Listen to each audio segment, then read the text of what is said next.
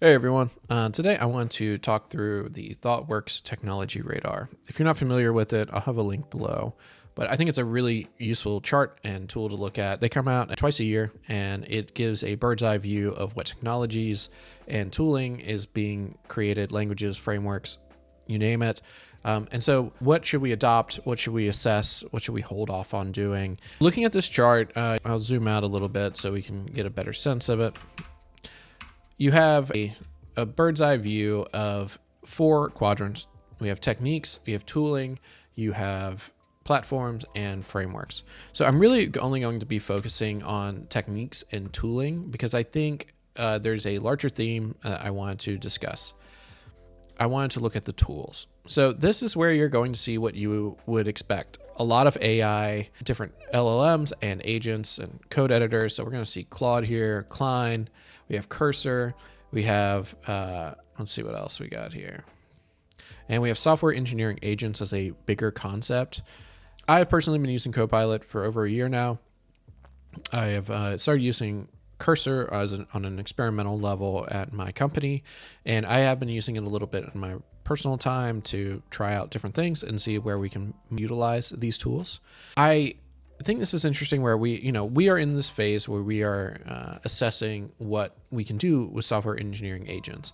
And this is where I think a lot of people, when they talk about software engineering being replaced, this is the idea. And I wanted to talk a little bit about my experience, but also I think some of the risk that we're going to face here in the near future if we get too comfortable with these software engineering agents. So yes, there's been a lot of progress. Everyone knows about Cursor. Everyone's probably played the flight simulator game that Levels.io created only from vibe coding. And I think it's really fun and interesting to use Cursor and these tools for quick development. You can move very fast. It does help with productivity, but I still have yet to see it effectively changing things in commercial space. I've seen it really only work for small pet projects. And even then, there is a upper limit of what it can handle. I feel like that is the side we're not seeing people talk about as much. There's just a lot of excitement and hope that this is going to tenfold our workload. And so far, I haven't seen that personally. I've seen it actually slow me down in some regards, and it is very difficult to use in a way that makes it seamless. It's clunky right now, and that I'm sure will improve over time. But right now, I want to caution people of using AI too heavily, and there's a few reasons why. And I think this actually gets at it. So as these models improve, they'll also heighten the risk of complacency with AI generated code. To mitigate this, employ pair programming and other discipline review practices, especially for production code. I don't know about you, but in my experience, companies have an allergy, if you will, to paired programming. Paired programming is seen as a waste of time and money. You are taking two resources and having one task completed versus having them work on separate things. ThoughtWorks is a huge leader in saying pair programming is probably one of the most effective ways to write software, and I agree. So this is a little worrying to me. To mitigate this, employ pair programming and other disciplined review practices. Well, most companies will not do pair programming and disciplined review practices. One of the most common places that we fall short in software engineering, most people want to write the code, they want to get it out, they're moving on to the next thing. Companies push people to move as quickly as they possibly can. This is really what stood out to me in this chart and is something that I'm hoping people will take away from this video. I really want this to be clear because I see this as the biggest problem we're going to run into with AI generated code. There's a lot of opinions I have about this, and I'll make another video about that someday. But right now I wanted to focus on this specific problem. So bear with me. I'm going to read through this whole thing because I think it's worth it. As AI coding assistants continue to gain traction, so does the growing body of data and research highlighting concerns about complacency with AI generated code. GitClear's latest code quality research shows that in 2024, duplicate code and code churn had increased even more than predicted, while refactoring activities and commit histories has declined. Also, reflecting AI complacency, Microsoft research on knowledge workers found that AI-driven confidence often comes at the expense of critical thinking, a pattern we've observed as complacency sets in with prolonged use of coding assistants. The rise of supervised software engineering agents further amplifies the risk because when AI generates in larger change sets, developers face great challenges in reviewing results. The emergence of vibe coding, where developers let AI generate code with minimal review, illustrates the growing trust of AI generated outputs. While this approach can be appropriate for things like prototypes and other types of throwaway code, we strongly caution against using it for production code. So there's a lot to unpack there, and I think it's worth unpacking step by step. We are seeing, and in my experience, I've seen the duplicate code and code churn is unbelievable. And this is a problem with the limitations of the context window, or even the problems with the context window that these AI models have, is that when they are looking at a code base, there's actually, the smaller the context, the more effective they can be. But the more context you give it, it will have a better chance of producing code that is effective. However, there's this upper limit that it just starts to fall apart. That line is kind of difficult. I say it's around anywhere between the 5,000 and 8,000 line code set. It just starts to misinterpret things and hallucinate functions that it thinks should be there.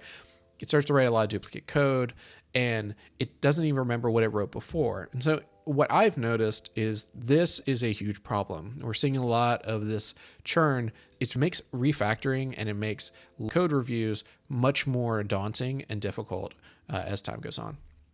I also think that it's worth looking at this last piece, which is we are getting complacent. So I do think this is interesting. This is what worries me the most. Of knowledge workers found, AI-driven confidence often comes at the expense of critical thinking. If you are prompting Cursor to write everything for you, there is this tendency to just accept it because it's generating more code than you can easily read or consume and make sure is right. And there's more of a thought of, let me just accept it, see if it works, and then go review the code. But reviewing code is a very different type of approach to coding than it is writing it yourself. So I would make this comparison. If you were writing a paper and you were just getting the first draft out, you're getting all of your thoughts and your ideas out onto the page. It would be very strange for you to have an editor sitting next to you, writing all the code or writing all the words for you and making suggestions. Before you even got the thoughts down onto the page, you already have suggestions coming from your editor. And this is going to push you in a direction and influence you to have a certain bias. And that can be okay. I'm not trying to demonize these AI agents and say that they can't be helpful.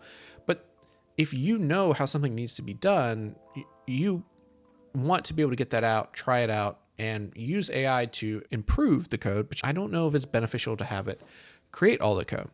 So going back, when you are looking here at it removing the critical thinking, which is the part of software engineering that is most critical, then you're running into this very dangerous spot that not only are you just blindly accepting AI agents, but you've also set the standard that these AI agents can just do anything that you can do, but now you're not familiar with the code base. You are not knowledgeable about how everything works because you did not write the code yourself.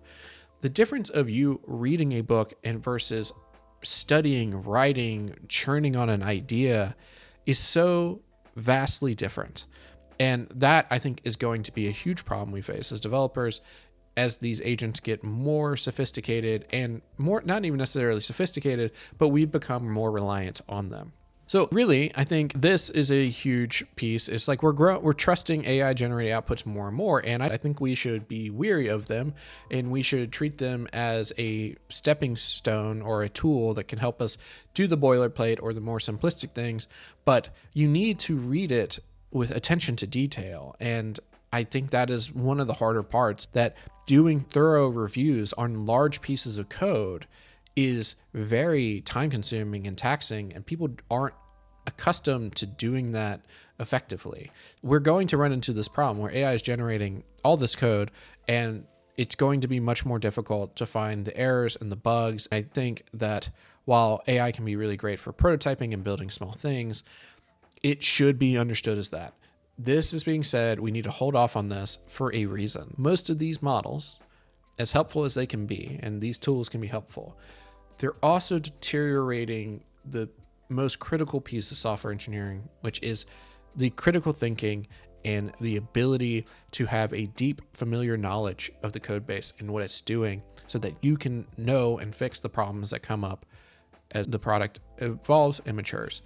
So that was pretty much all I wanted to point out. I think AI tools are really helpful. I use them constantly, and I'm not one to demonize them, but we need to be mindful that they are not perfect and that they are going to likely cause a reliance on these tools that is actually more detrimental than helpful.